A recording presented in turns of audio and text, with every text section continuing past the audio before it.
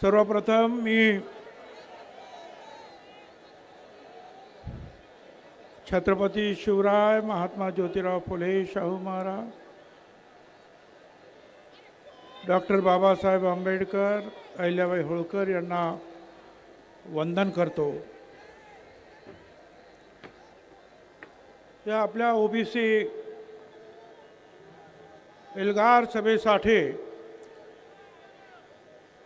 या सभामंचावर आले असलेले आणि आतापर्यंत ज्यांची आपण तडफदार भाषणं ऐकली असे धनंजयराव मुंडे, प्रकाश शेंडगे, आमदार गोपीचंद पडळकर, आमदार मनोज कायंदे, पंकज समीर, लक्ष्मणराव गायकवाड, शबीर अन्सारी, प्राध्यापक लक्ष्मण हाके, माजी आमदार संजय दौंड, तोताराम कायंदे, राजारामजी पाटील, मनोहर धोंडे, सत्संग मुंडे, बापू भुजबळ, नवनाथ वाघमारे, ईश्वर बालबुते, पी.टी. चव्हाण, राजेंद्र महाडोळे, संभाजी झुंजार, सुदर्शन घेरडे, माझ्या इतर सर्व नेते, माझ्या बांधवांनो, भगिनी आणि मातांनो, खरं म्हणजे राज्यामध्ये अतिवृष्टी झालेली आहे, प्रचंड महापूर आले। असं असताना सुद्धा तुम्ही सगळे इथे आलात ओबीसीची वज्रमूठ दाखवण्यासाठी। त्यासाठी आपल्याला लाख लाख धन्यवाद। मित्रांनो, दिवाळी तर आली, दिवाळीतला सगळ्यांना शुभेच्छा, पण कशा देऊ मी शुभेच्छा? 15 आमच्या ओबीसीचे आमचे लोक त्यांनी आत्महत्या केली का? तर आमच्या ओबीसीचं आरक्षण संपलं म्हणून। कशी दिवाळी साजरी करायची आम्ही? माझी आपणाला विनंती आहे, आपण सगळ्यांनी लक्षात घ्या, मराठा समाजाला आमचा विरोध नाही। मगाशीच सांगितलं धनंजयराव मुंडेंनी, मराठा समाज आणि आमच्यामध्ये अंतर पडलं, असंच बोले ना? अरे हे अंतर या अंतरवालीच्या दरिंदे पाटलामुळे पडलं।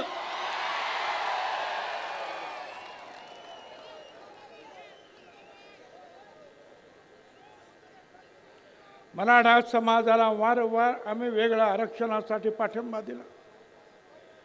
मराठा समाजाचे 58 मोर्चे निघाले, गुजरातमध्ये निघाले पाटीदार पटेल, पुढे राजस्थानात गुर्जर, हरियाणामध्ये जाट मोर्चे निघाले की आम्हाला सुद्धा आरक्षण पाहिजे। आणि मग मोदी साहेबांनी EWS आणलं आणि सांगितलं की काही घटक जे आहेत ते शिक्षणात कदाचित मागे आहेत, आर्थिक दृष्टीने मागे आहेत, पण सामाजिक दृष्टीने मागे नाहीत, म्हणून त्यांना रिझर्वेशनमध्ये जागा देता येत नाही। आणि म्हणून हा 10% EWS आणला। मगाशी ज्यांनी सांगितलं आमच्या सगळ्या आमदार, एका EWS मध्ये 10 मध्ये 8 मराठा समाजाचे लोक निवडून आले होते। बघा, 100% मधले 10%तले 8% एकच समाज, तरी सुद्धा म्हणाले आम्हाला मराठा समाजाला आरक्षण पाहिजे। आम्ही म्हटलं मग द्या। आता 10% आरक्षण दिलं मराठा समाजाला, आता म्हणतात मला ओबीसीचंच पाहिजे। आणि कोण म्हणतंय? ज्याचा काही अभ्यास नाही, ज्याला आरक्षण कशा, अरे आरक्षण सामाजिक दृष्ट्या जे मागास आहे त्यांच्यासाठी आरक्षण आहे। आरक्षण गरिबी हटावचा कार्यक्रम नाही। आणि माझ्या सगळ्या तमाम बांधवांना महाराष्ट्रातील मी आपल्या सगळ्यांना सांगू इच्छितो, हिशोब करा, 54% ओबीसी, 374 जाती, 54%, 13% दलित बांधव, 7% आदिवासी, 74% झाले, 3% ब्राह्मण 77% झाले, त्याच्यानंतर मुस्लिम, आणि मग जे शिल्लक राहतात ते किती ते मोजा, ते मराठा समाज. पण काय 60% आम्ही, 50% आम्ही, 5 कोटी मुंबईत आणणार. अरे 5 कोटी आणली की 10-15 हजार माणसं आणली आणि सरकारने जरा नरमाईनं घेतलं म्हणून तुमची दादागिरी झाली. जर पोलिसांना सांगितलं असतं ना यांना जरा बरोबर कामाला लावा, तर एक रात्र थांबायला पाहिजे होतो. एक रात्र सगळा रस्ता तर पोलिसांनी मुंबईच्या साफ करून टाकला होता. आणि हे कोण होते हो? मराठा समाजाचे लोक नाहीत, मराठा समाजाला विरोध नाहीत. हे फक्त त्याचे दारूवाले, वाळू चोर यांनी आणलेले लोक, या दरिंदे पाटलाने आणलेले त्याचे ते लोक काय हैदोस घातला. आणि मग आपल्याला कल्पना आहे की घाईघाईने ते देण्यात आलं. अनेकांनी जे आहे स्वर्गीय मुंडे साहेबांचं नाव घेतलं. मुंडे साहेब तर आम्हाला भावाप्रमाणे होते. जनगणनेची मागणी समीर भुजबळ आणि मुंडे साहेब या दोघांनी अख्ख्या पार्लमेंटमध्ये दणाणून सोडली होती. पण काँग्रेस पक्षाच्या प्रणब मुखर्जीने येऊन सांगितलं, 100 खासदार उभे राहिले. प्रणब मुखर्जीने सांगितलं आम्ही देतो. सगळे शांत बसले. समता परिषद सुप्रीम कोर्टात गेली होती, आम्ही केस मागे घेतली, पण आमचा घात झाला. कारण जनगणना जी दशवार्षिक होते, जनगणना आयुक्त, कमिशनर, सेन्सस कमिशनर, ती खरी असते. खोटं सांगितलं तर तुरुंगाची सजा आहे. पण प्रणब मुखर्जीने ते केलं नाही. त्यांनी काय केलं? प्रत्येक राज्याला सांगितलं तुम्ही करा. गावचं असेल तर ग्राम विकास खात्यानं करा, शहराचं असेल तर शहर नगर विकासने करा. आणि तिथे आमची फसगत झाली. तिथे गोपीनाथराव पण फसले आणि आम्ही सगळे फसलो. पण आता परत एकदा मोदी साहेबांनी सांगितलं की आम्ही जातगणना करणार. मोदी साहेब, आमची तुम्हाला हात जोडून विनंती आहे, दशवार्षिक जनगणनेबरोबरच जातगणना झालीच पाहिजे. अरे गोपीनाथरावांनी सुद्धा सांगितलं, अरे आमच्या तुम्ही बकरे, मेंढ्या, शेळ्या त्याची सुद्धा जनगणना करता, आमची सुद्धा जातगणना करा. ते आता करा. आणि हे आम्ही जे सांगायला इथे काही आलो तर एक काळतोंडे नावाचा कोणतरी, तो काळतोंडे म्हणतो छगन भुजबळ कसा येतो इकडंच ते बघतो. अरे काय तू बघतो, काय बघणार आहेस तू रे? अरे असे खूप झेलून झाले. आणि त्या सगळ्यांना सांगतो, उडवाच मान माझी माझा नकार नाही. उडवाच मान माझी माझा नकार नाही. इतकीच शर्त आहे मी वाकणार नाही. धोका जरी मला रस्त्यात दुश्मनांचा मागे फिरावयाचा विचार कदापि नाही. तू काय रे काळ तोंड्या मला थांबवतो? झालं. ह्या 2 सप्टेंबरला एक जी.आर. निघाला.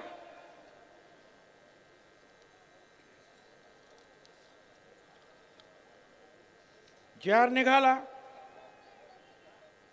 आम्ही कोर्टात गेलो. सोनार समाज, नाभिक समाज, कुणबी सेना, माळी महासंघ, समता परिषद, मोठे आमचे वकील उभे आहे. माझी खात्री आहे आम्हाला न्याय मिळाल्याशिवाय राहणार नाही. पण आम्ही दुहेरी लढाई लढणार आहोत.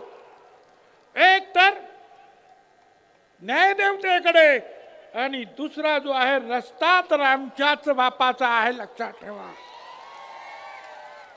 काय तुम्ही सांगता? मला सांगता तुम्ही येऊ नका. आणि मगाशी सांगितलं, मला वाटतं हाक्याने सांगितलं, तो विखे कसा काय आला? विखे आला आणि सगळ्या महाराष्ट्रामध्ये विखार पसरवून गेला.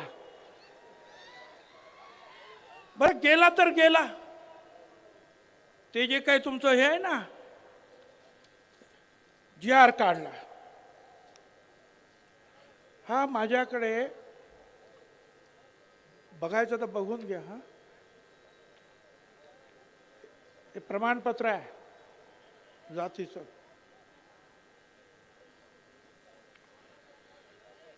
3 तारखेला 3 ऑक्टोबर 25ला सकाळी अर्ज केला.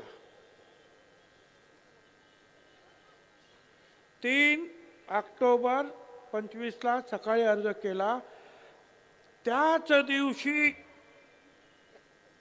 3 तारखेला त्याच दिवशी संध्याकाळी जात प्रमाणपत्र मिळालं. अरे 8-8, 10-10 महिने लागतात. एवढे फास्ट कसे झाले तुमचे हे अधिकारी? हे सगळे जे आहेत अनेक सर्टिफिकेट त्याचे चेक झाले सकाळपासून संध्याकाळपर्यंत. मिळायला पाहिजे तर दाखवायला तयार आहे मी. पहा माझ्या हातात. मी CM साहेबांना सांगितलं, मी तुमच्या त्या आपल्या महसूल मंत्री बावनकुळेंना सांगितलं, म्हटलं एवढं फास्ट अधिकारी कधीपासून जन्माला आले या देशात? आम्हाला 10-10 महिने लागतात, याला 10 तासात. हे जर थांबवलं नाही ना तर लक्षात ठेवा, आपणच सांगितलं OBC आमचा DNA आहे. हा DNA कधी सरकल काही सांगता येणार नाही. बरं ह्या CM ह्या विखेंनी बाबा दिला, त्याच्या हातामध्ये एक प्रमाणपत्र म्हणजे GR दिला. आणि आपण सगळ्या याच्यात पोलिसांची भरती असेल, शिक्षकांची भरती असेल, कुठे भरती असेल, आपण काय असतो पात्र व्यक्तींना नेमण्यात यावे. त्याच्यात म्हटलं होतं पात्र मराठा समाजाच्या व्यक्तींना नेमण्यात यावं. याने काय सांगितलं या दरिंदे पाटलाने? त्या विखेला म्हटलं तुम्ही इथे बसा, हा पात्र शब्द काढून या. 1 तासामध्ये पात्र शब्द काढला आणि मराठा समाजाला आरक्षण देण्यासाठी असं करा. कुठला कायदा? हायकोर्टाचे सगळे माझ्याकडे इथं सगळे निर्णय आहेत हायकोर्टाचे सहित. मराठा कुणबी या 2 वेगळ्या जाती आहेत. हायकोर्टाचा निर्णय. दुसऱ्या याच्यामध्ये म्हटलेलं आहे की मराठा आणि कुणबी एकच जात आहे असे मानणे हा सामाजिक मूर्खपणा आहे, हायकोर्ट म्हणता. अरे कसं काय तुम्ही देता? आणि इथे सुप्रीम कोर्टाने सुद्धा सांगितलं की मराठा समाज सामाजिक दृष्ट्या मागास नाही, त्यांना आरक्षण देता येणार नाही, हे त्यांनी सुद्धा सांगितलं. मग कसं काय तुम्ही देता? आणि त्यावेळेस CM कुठे होते? CM नागपूरला. इथे यांनी निर्णय घेऊन टाकला, पात्र पण शब्द काढून टाकला. CM ना मला सांगायचं आहे, सावधान, ही जी मंडळी आहेत ना ही तुमच्या वाईटावर आलेली आहे, तुम्हाला अडचणी निर्माण करणार आहेत. त्यांचं टार्गेट OBC नाहीये, त्यांचं टार्गेट देवेंद्र फडणवीस आहे, हे लक्षात ठेवा. या सगळ्या बीजेपीच्या सगळ्या नेत्यांना सांगतोय, आज तुम्हाला ओबीसीच्या ताकदीवर 125 135 आमदार मिळाले. त्या ओबीसीवर जर अन्याय कराल तर ओबीसी आज दूध खुळे राहिलेले नाहीत, लक्षात ठेवा. त्यामुळे लवकरात लवकर याच्यामध्ये आपल्याला मार्ग काढावा लागेल. काही लोकांनी तर एक पत्र पाठवलेत लोकांना, मी कुणबी आहे, ज्यांना कोणाला सर्टिफिकेट पाहिजे असेल त्यांना मी देऊन टाकतो की हा कुणबी आहे म्हणून. बघा फिरतंय सगळीकडे. अरे कुठलाही नागपूरचा एखादा कुणबी किंवा कुठला, आणि तो आपल्या कोल्हापूरला सांगणार की हा माणूस कुणबी आहे. काय आहे? अरे कायदा आहे की नाही? मी आता नागपूरचा निघाला म्हणून सांगितलं, नागपूरचं मला आठवलं. नागपूरला मोर्चा काढला, वडेट्टीवार साहेबांनी काढला. आमचा विरोध नाही. इथेच अंबडला पहिल्यांदा वडेट्टीवार साहेब आले आणि त्यांनी सांगितलं की पक्ष वगैरे बाजूला, हा पिवळा झेंडा हा एकत्र घेऊन आपण जाणार आहोत, लढणार आहोत. परत आमची दुसरी रॅली झाली हिंगोलीला. त्यांना बोलवलं, काय माहिती प्रेशर आले, येतो म्हणून सांगितलं, आलेच नाही. नगरला बोलवलं, अरे या, आलेच नाही. पंढरपूरला रॅली, अरे या, आलंच नाही. अनेक रॅलीज झाल्या, बीडला झाले, अरे या, नाही आले. कुठला प्रेशर तुमच्यावर होतं? तुम्ही सांगितलं होतं ना की आम्ही ओबीसीला तुमच्या बरोबर राहणार, मग का नाही राहील? मला काही आमच्या ज्या संपादकांनी फोन केला, तुम्ही का नाही आलात नागपूरच्या रॅलीला, का नाही आलात सांगू? आहे का रे तो व्हिडिओ? जरा लावा तो व्हिडिओ असेल तर. आवाज द्या, आवाज.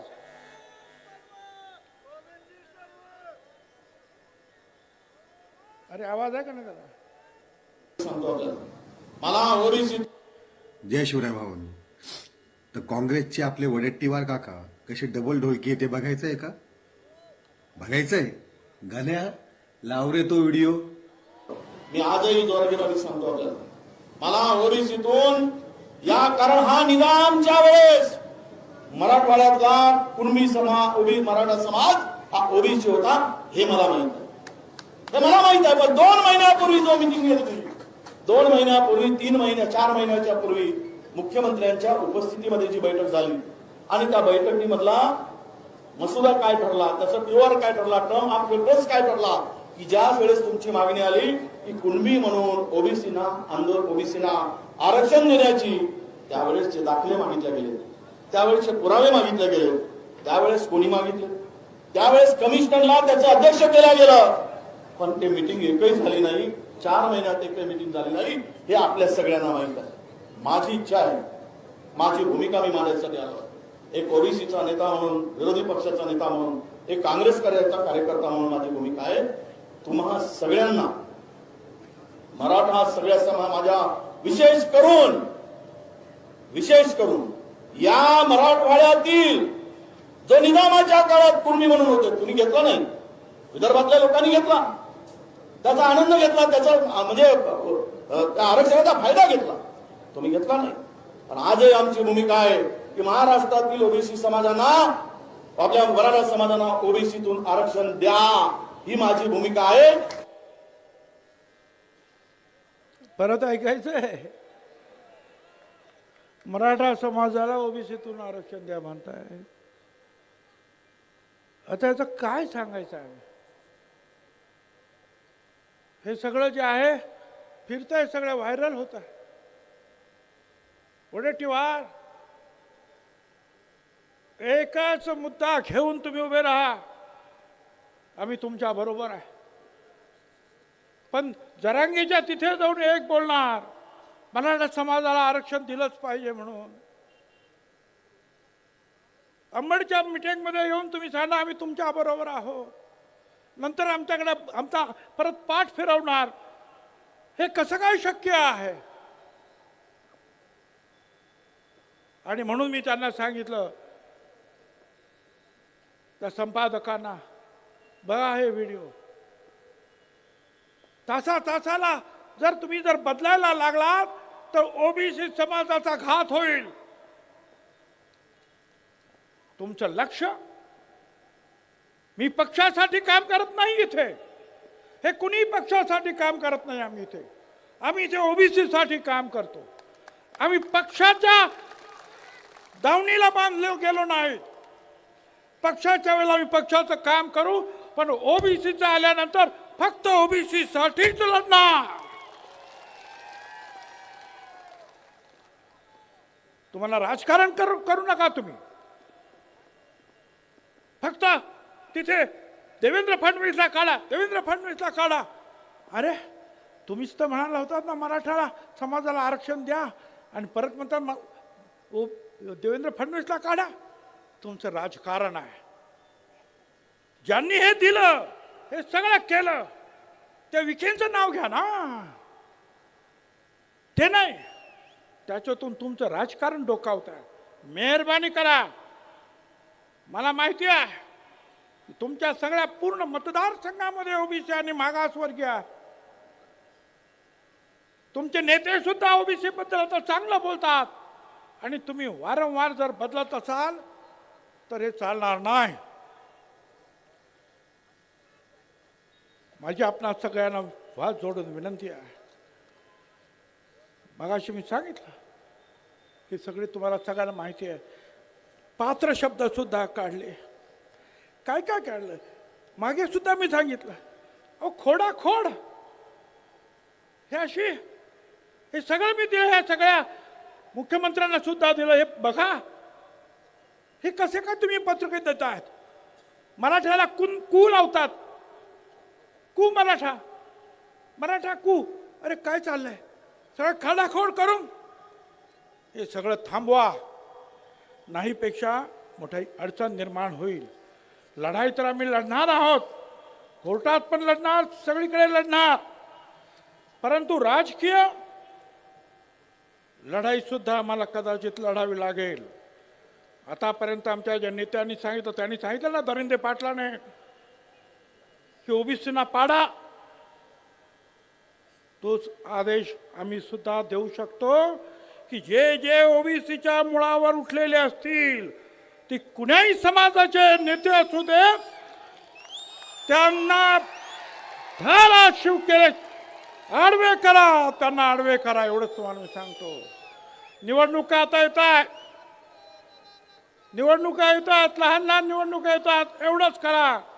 धनगर उभा राहिला तर माळी नको, माळी उभा राहिला तर तिथे वंजाळे नको. एका विरुद्ध एक लढा. विजय तुमचा आहे. दलित, आदिवासी, मुस्लिम सगळ्यांना एकत्रित घ्या. विजय तुमचा आहे. जर तुम्ही अशा रीतीने जर लोकांना मार्गदर्शन करत असाल तर आम्हाला सुद्धा ते करताय. एका मोठ्या नेत्यानं मला फोन केला विरोधी पक्षाच्या, की आम्ही जरंगेला त्या दरिंदेला भेटायला गेलो तर तुम्ही आमच्यावर टीका करता, आणि तुमचे हे विखे पाटील कारण नसताना परत जात आहेत, तेव्हा तुम्ही का गप्प बसतात? मला त्यांना सांगायचं, आम्ही त्यांना सुद्धा सोडणार नाही, गप्प बसणार नाही. आणि या बीजेपीच्या नेत्यांना सुद्धा सांगतोय, तुमच्या लोकांना आवरा. तुम्ही आता केलात ना, आम्ही कोर्टात लढू. तुम्ही अशा उलटे सुलटे आदेश दिलेत ना, आम्ही रस्त्यावर लढू, आम्ही निवडणुकीत लढू. नाहीतरी आतापर्यंत तुमच्या पाट्या उचलल्यात ना रे आम्ही. एक दिवस असा येईल की आमचा हा गोर गरीब ओबीसी भटका विमुक्त हा सुद्धा पालखीत बसेल, आणि तुम्हाला सतरंजा उठवायला लावल्याशिवाय राहणार नाही. हे तुम्ही केलात. हे ओढवून आणलं हे संकट. मराठा समाजातील नेत्याने मी जेव्हा सांगतो अरे बोलायच्यावर, सगळे एकदम मूग गिळून बसलेले आहेत. त्याचा अभ्यास नाही, आरक्षण कशासाठी हे खातात हे माहित नाही. तो सांगतो आणि तुम्ही टाळ्या वाजवता, गप्पा बसता फक्त राजकीय फायद्यासाठी. तुमचा राजकीय फायदा जर त्याच्यात असेल तर राजकीय नुकसान कसं करायचं हे सुद्धा मला माहिती आहे. हे तुम्ही लक्षात ठेवा. आतापर्यंत खूप आम्ही सहन केलं, पण जेव्हा आम्हाला कळलं चुप रहकर क्या मिलता है आखिर, चुप रहकर क्या मिलता है आखिर, दिल का दर्द ही बढ़ता है, उठानी पड़ती है आवाज जब पानी सर के ऊपर चढ़ जाता है. आम्ही आतापर्यंत गप्पा बसलो, जाऊ द्या जाऊ द्या. अरे किती गप्पा बसायचं. हा, त्यांनी बोललं तर ते चालतंय. मी 374 जातींसाठी बोललो आणि आम्ही बोललो सगळे, तर आम्ही जातीवादी. अरे आम्ही सांगतो का की तुम्ही बाबा तुमचं वेगळं घ्या, आमच्या आरक्षणाला धक्का लावू नका. आणि हे काय सांगणार, अहो तुमच्या आरक्षणाला कुठे धक्का लागला, धक्का लागला. आज इथे लाखो लोक बसलेले आहेत, जेवढे आत आहेत ना तेवढे बाहेर आहेत. हे तुमचे ड्रोन फिरतायत, दाखवतायत.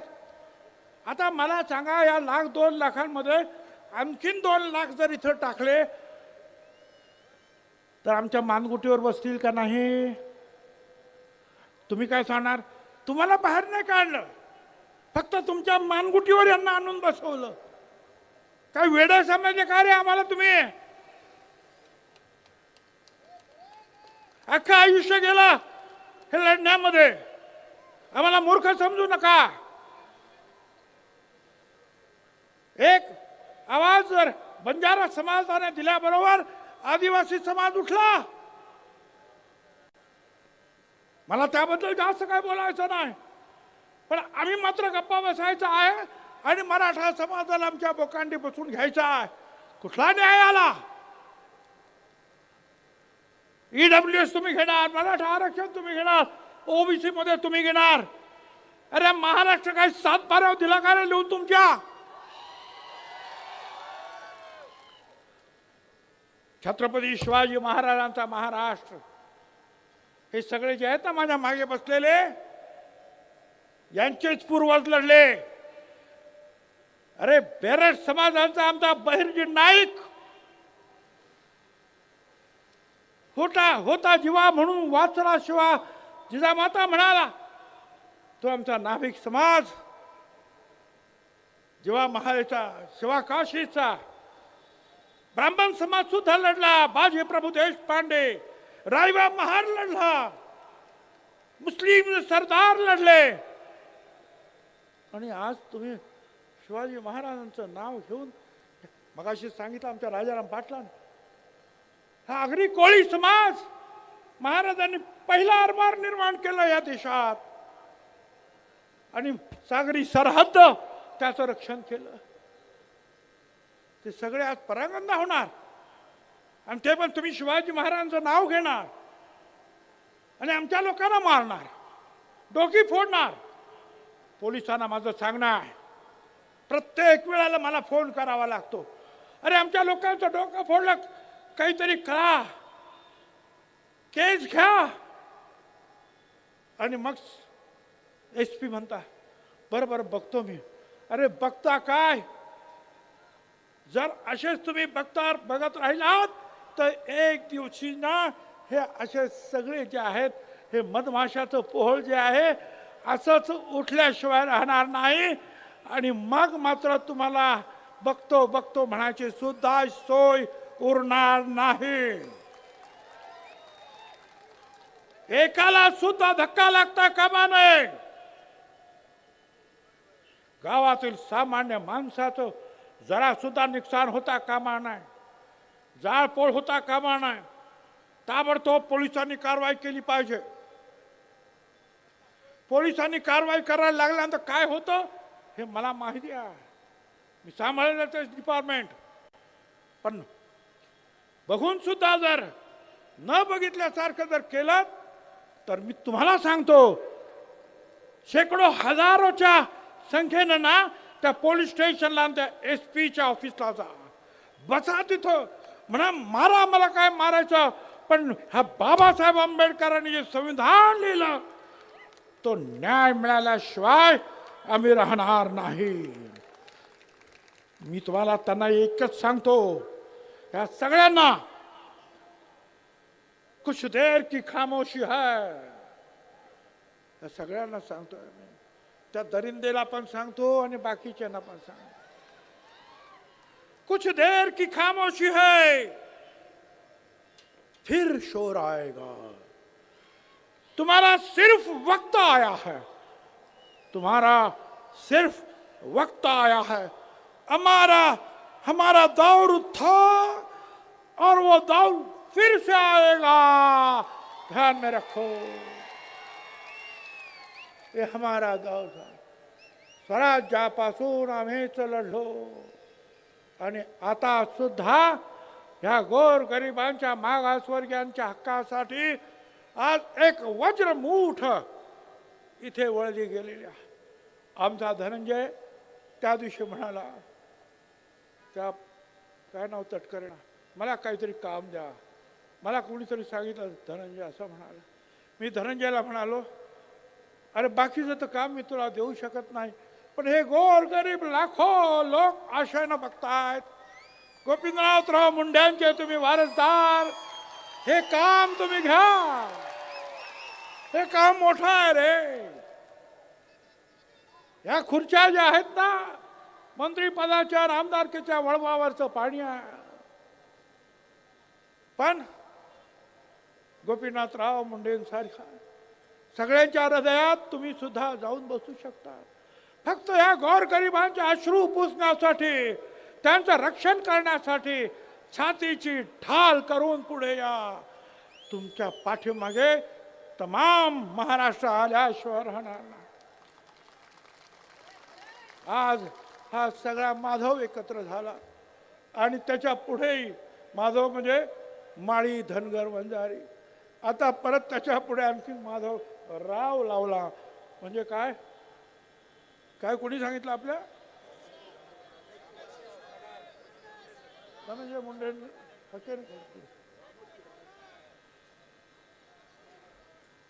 तर यांना सुद्धा सगळ्यांना बरोबर घ्या. वेगवेगळ्या 374 जाती आहेत. आमचा भटका आहे. अरे काय भटका म्हणजे किती, मर्यावाले, देवी घेऊन जाणारे, या गावातून त्या गावातून पालं घेऊन जाणारे, काय करायचं. कोण कुंभार आहे, कोण सुतार आहे, कोण नाभिक आहे. आणि तुम्ही सांगणार यांच्यावर बहिष्कार टाका. मला सांगा, जर आता ह्या सगळ्यांनी जर ठरवलं की त्यांनी आमच्यावर बहिष्कार टाकला आणि यांनी त्यांच्यावर बहिष्कार टाकलं, तर कुणाचं गाडं आडल सांगा बघू. कुणाचं गाडं? अरे हीच माणसं आहेत कष्टकरी, हीच माणसं आहेत या महाराष्ट्राच्या मातीमध्ये काळ्या आईची सेवा करणार, तमाम जनतेची सेवा करणारी हीच माणसं आहे गोरगरिबांची. त्यांच्यावर तुम्ही बहिष्कार टाकणार? आणि यांनी जर बहिष्काराची भाषा केली तर किती अडचणीत होईल. म्हणून मी सांगतो, अजूनही सांभाळा. त्या दरिंदे पाटलाच्या पाठीमागे मराठा समाज त्यांनी आवाज उठवला पाहिजे की आम्हाला याचं नेतृत्व मान्य नाही. गावागावामध्ये लढाया लावणारा, समाजामध्ये दुश्मनी पसरवणारा हा दरिंदे, याला परत याचा आवाज बंद करण्यासाठी आम्हाला सांगू नका. मराठा समाजानेच हे काम केलं पाहिजे. आणि आपल्याला कल्पना आहे, यशवंतरावांपासून सगळ्यांनी आतापर्यंत जे जे मुख्यमंत्री झाले त्या सगळ्यांनी या सगळ्यांना जवळ घेऊन राज्य केलं. छत्रपती शिवाजी महाराजांनी राज्य केलं सगळ्यांना घेऊन. याच पावलावर पाऊल टाका, एवढंच मला सांगायचं आहे. आणि पुन्हा एकदा सांगतोय की येणाऱ्या निवडणुकीमध्ये ज्यांनी ज्यांनी तुमच्या विरोधात भूमिका घेतली त्यांना बरोबर डोक्यात ठेवा आणि त्यांचा बरोबर हिशोब करा. धन्यवाद. जय हिंद, जय महाराष्ट्र.